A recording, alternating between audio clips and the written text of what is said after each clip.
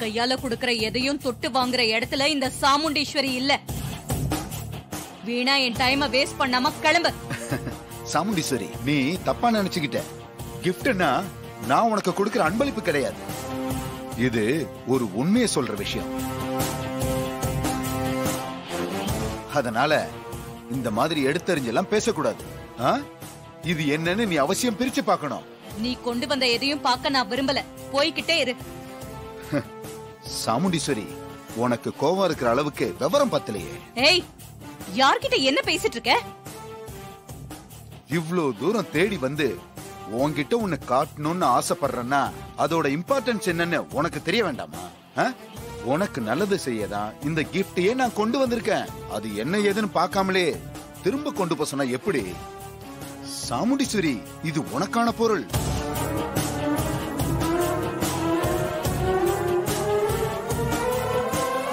அக்கா, நாம பாக்கலன்னா இவன் போக மாட்டான் போல இருக்கே. என்னன்னுதான் பாரு. இல்ல சந்திரா, இவன் எதையாவது கொண்டு வந்து அதை பாருன்னு சொன்னா நான் அதை பாத்தணுமா? அதெல்லாம் பார்க்க முடியாது.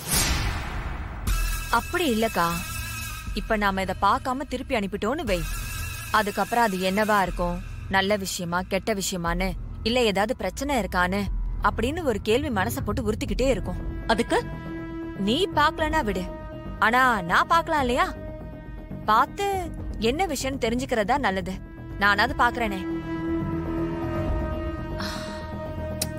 அட, யாரு வேணா பாருங்க, ஆனா பாத்துருங்க. பார்க்காம விட்டுட்டா எனக்கு நஷ்டம் எதுவும் இல்ல, ஆனா உங்களுக்கு கண்டிப்பா நஷ்டம். அத தெரிஞ்சுக்கங்க. சரி சரி, அனாவசியமா தேவையில்லாம பேசாத. இது என்னன்னு நானே பாக்குறேன். கொடு.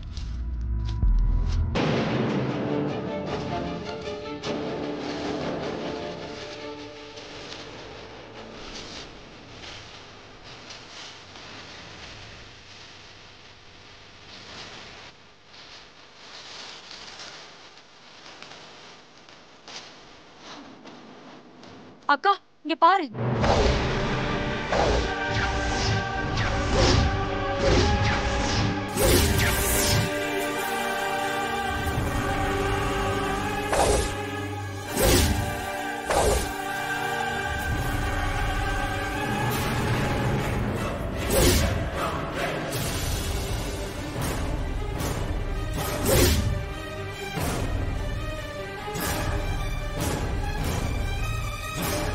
எப்படி?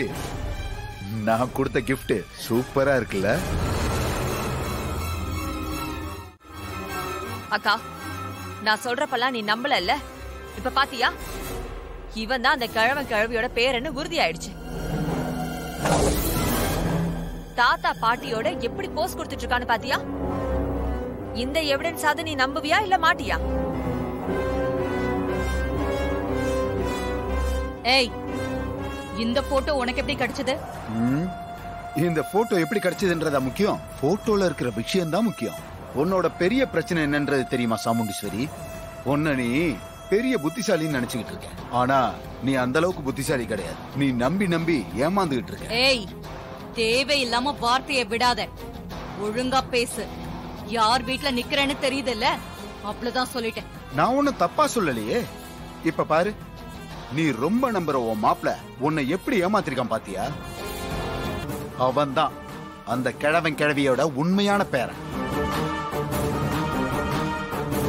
இது தெரியாம உன் பொண்ணை கொடுத்து இப்படி மாட்டிக்கிட்டிய சாமுண்டீஸ்வரி. இப்ப என்ன பண்ண போற?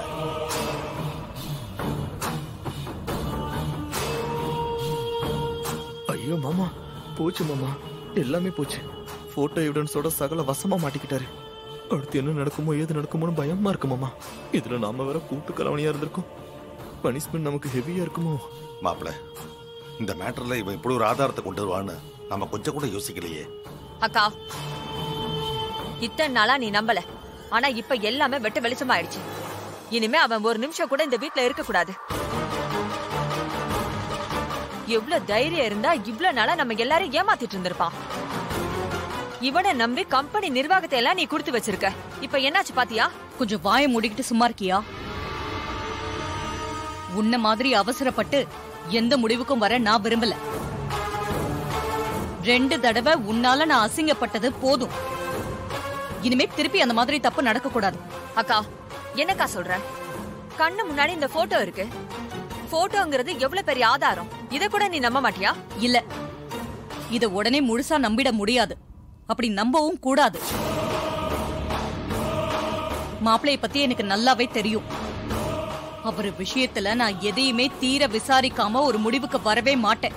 இதான் அவனுடைய பழக்கமே. உன்னை நம்ப வச்சுதான் அவன் ஏமாத்திட்டு இருக்கான். நீயும் அது புரியாம அவன் கிட்ட ஏமாந்துகிட்டே இருக்க. அவனுடைய பிளான் என்ன தெரியுமா? கும்பாபிஷேகத்தை நல்லபடியா நடத்திட்டு 2 குடும்பத்தையும் ஒண்ணு சேர்க்கறது தான்.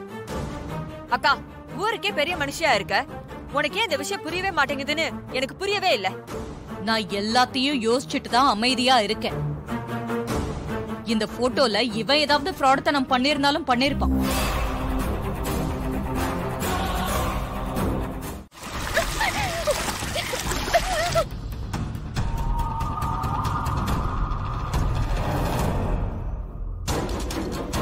ஏய், டேங்க்ல தண்ணி கொட்டிட்டு தானே இருக்க?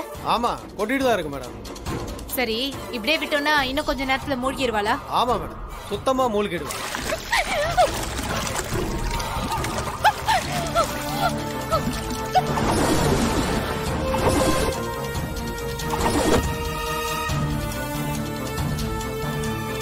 என்ன இவன் பொண்டாட்டி ஆபத்துல இருக்கான்னு தெரிஞ்சும் அலட்சியமா இருக்கான். மகேஷ் நமக்கு கிடைக்கலனா இவ கதையை முடிச்சிட வேண்டியதுதான்.